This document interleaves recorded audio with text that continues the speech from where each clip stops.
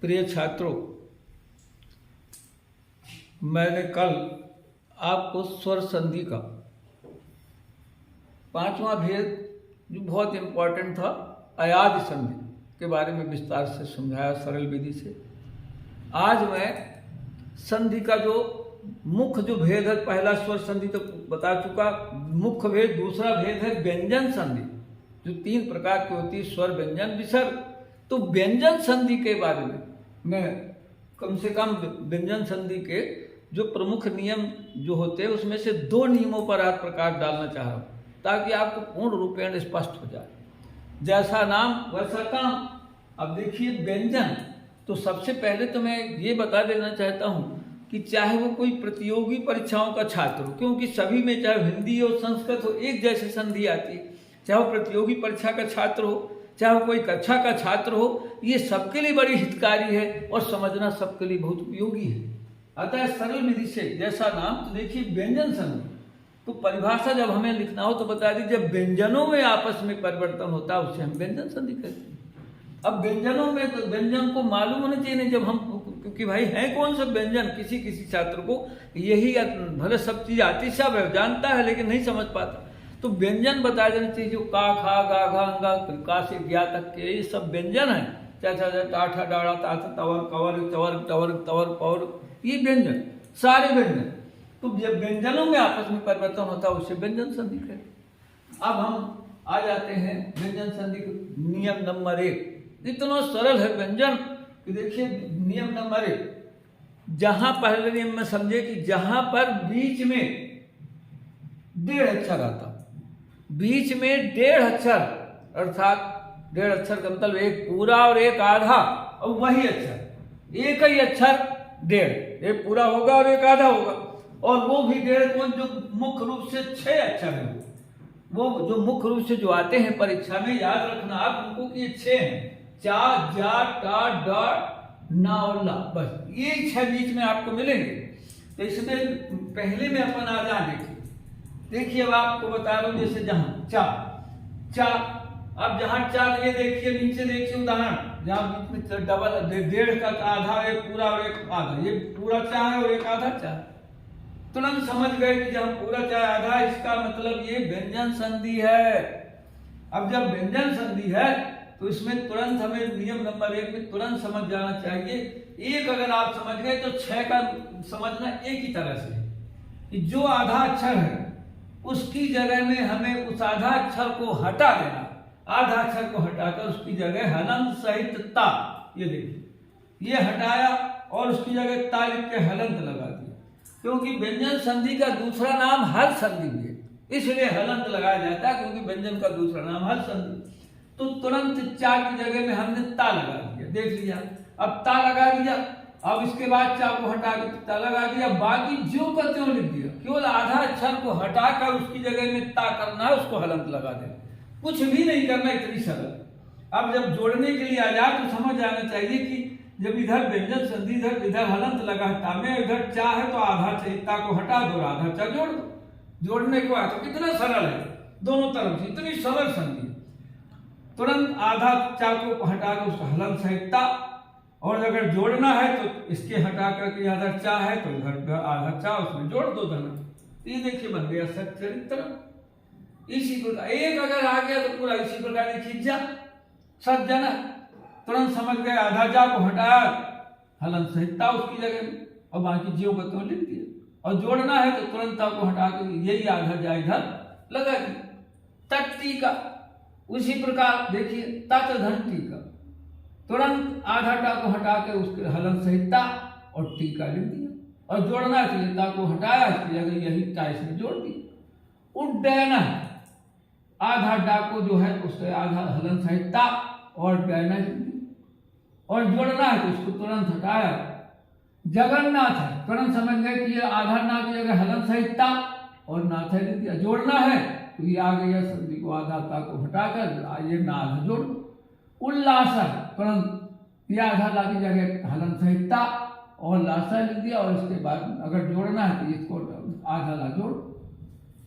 अब ये देखिए कितना सरल, ये 6 भर याद रखना, 6 अक्षर 6 व्यंजनों में ही डबल मिलेगा आपको, चा जा टा डा ना, और ये नहीं कि एक है, आप समझ जाओ सच्चरित्रम। अब जैसे आ गया सच्चिदानंद, डबल वही तुरंत चाहे जो उदाहरण सदधन चिदानंद। इसमें और देखिए यावत जीवम यावत धन जीवम, टंग महट टंकनम महत धन टंकनम, महट महट डालम महत धन डालम।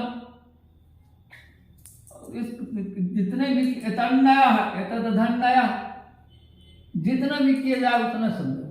तल्लीना तत्धन लीना, यानी इतने उदाहरण चाहे जो भी आए इन्हीं में बने डबल सर, इतने 6 में से आप याद रखें और तुरंत कितना सरल ढंग से आपने तोड़ दिया, तुरंत तोड़ सकते हैं जिनको भी करें, चाहे संधि विच्छेद करें और चाहे हम जोड़ने को आए, तो ये हमें ध्यान देना है, बस इतनी सी चीज।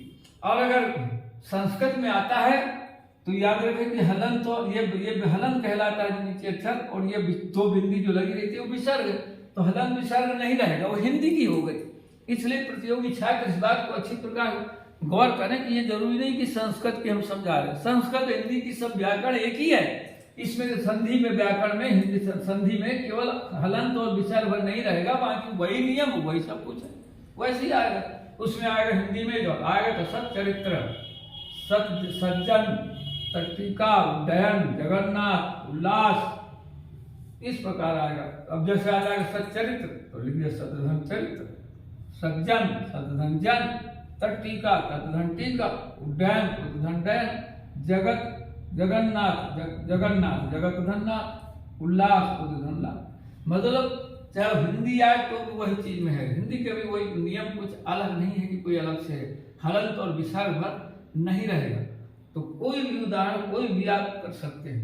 पहचान के लिए कितना सरल है, कहीं पहचान बोले हम पहचान नहीं पा रहे, अरे जहां इन 6 अक्षरों में डबल देखो, इन से तो एक डेढ़ देखो, डेढ़ एक पूरा और एक आधा रहेगा, 4 अगर एक पूरा और एक आधा, इन 6 में से डबल आप डेढ़ रहेंगे, तो इन 6 पर ध्यान देना है। तो संस्कृत का पहला नियम से आप इतना इंपॉर्टेंट है और हमेशा के लिए आपको पूर्ण सटीक जानकारी हो जाएगी। इसी प्रकार जैसे आपको मालूम हो गया, इसके बाद हम नियम नंबर इसके 2 में आते हैं। नियम नंबर 2 में देखिए, जहां पर बीच में दा आता है, जहां पर बीच में दा आता है वहां पर भी व्यंजन संधि। ये देखिए दादावाद बीच में दा आता है, वहां व्यंजन संधि। अब हमें जब तोड़ना है, देखिए विच्छेद करना है, सदाचार, ये दा आ गया, ये आ गया। ये याद रहे कि जब आएगा तो ये नहीं कि हर जगह, ये भी आपको गौर करना कि ये नहीं कि जहां भी दा है तो रहेगा ही व्यंजन, यानी दोनों तरफ एक सार्थक शब्द भी सही बनना चाहिए, ऐसा नहीं है।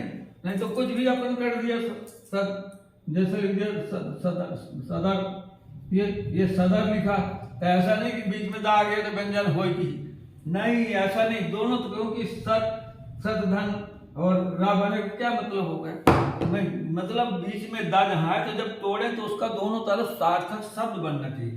अब देखिए जब इसमें बीच में दा है तो सदाचार, तो समझ गए कि व्यंजन है, तोड़ना है हमें तो सत दा की जगह दा को हटा करके उसकी जगह हलन सहिता, दा को हटा कर हलन सहिता और उसका स्वर लिख देते उधर, दा मन बड़ा है तो सतधन आचार। ये देखिए कितना अच्छी बात। अब जब हमें जोड़ने के लिए आ जाए तुरंत समझ जाना चाहिए कि इधर स्वर है, कोई भी स्वर हो, इधर अनंत है तो उधर तुरंत इसकी जगह दा बनेगा, इसका स्वर दा में ये स्वर इसका लगा दें, कितनी सरल। जगदीश तुरंत समझ गए, देखिए दा ये व्यंजन संधि क्योंकि बीच में दा है, तो दा की जगह ता, तो जगत देखो हलन से ता, और दा की बड़ी मात्रा ईश लगा। और जोड़ना है तो तुरंत इस स्वर को जगह, इसको यहाँ पर ता को जगह दा कर दो, जहां देखेंगे इधर स्वर है कोई, इधर अंश से ता है तो इधर ता बना दो और इसका हटा करके इसमें जोड़ दो स्वर, ये जगदीश है बन गए। इसी प्रकार तदुपरांत है तो तत्, ये तुरंत दा को हटा के तत् किया और दा का छोटा वो स्वर छोटा वो लगा के उपरांत है। और जोड़ने को आजा संधि कीजिए तो ये इसको ता की जगह दा कर दिया, दा बन गया, और इसका जो ऊ को हटा के ये स्वर इसमें लगा दिया। इतना सरल है शब्द, कितने भी आ जाए, देखिए कोई भी। अब देखिए ऐसा नहीं कितने लोग जितने शब्द बोले। अब आ गया जगदेव, अब जगदेव आ गया तुरंत समझ जाओ कि जा गा अत्ता का ध्यान से था, और दा में कौन सा स्वर है? एक एव। जगत एव संसार, जगदेव यानी जगदाधार, चाहे जो आ जाए दा भरा जाए, जगदाधार, जगदाधार। देखिए तुरंत जहां देखा जगत धन आधार, संसार का आधार, तो जहां भी दा है तुरंत कितना सरल है, दा का स्वर हटा के उसकी जगह इतना ज्यादा सरल। जितने भी जहां भी आता है दा, वहां पर भी व्यंजन संधि होती है। व्यंजन संधि इतना अगर आपने इनको अच्छे से एक बार समझ लिया ना, तो समझो ये जरूरी नहीं कि ध्यान देना, मैं पहले बता चुका, एक बार और बता रहा हूँ सारे प्रतियोगी छात्र, कोई भी छात्र हो भाई, जैसे कोई ये जरूरी नहीं तदेव तदेव, जैसे तदम, अब जैसे लिख दिया तदम, ये हो गया तदम, तो जरूरी नहीं कि बीच में दा है तो यहाँ व्यंजन हो ही जाएगी, क्योंकि जैसे तोड़ेंगे तो ता त धन अम, ये कोई मतलब नहीं निकलता, इधर सार्थक शब्द नहीं बन रहा, सार्थक शब्द अम सही नहीं बन रहा, सही जो सार्थक शब्द नहीं बन रहा, ये देखिए अम होगा, दा का स्वर लिखा तो अम होगा, तो तदम, तो इसलिए ये सार्थक शब्द नहीं है कोई जिसका हो, इसलिए इसमें जरूर ये भी कई जगह कई कहते हैं, बाद में बोले थे कि तो बीच में जहां भी दा है ऐसा नहीं, दोनों तरफ सार्थक शब्द जहां होगा वहीं व्यंजन संधि होगी। इसलिए व्यंजन आप अच्छी प्रकार से समझें, जो दो नियमों को मैंने आपको भली भांति अवगत कराया। अब इसके बाद अगला कल बताया जाएगा आपका आज की संधि है।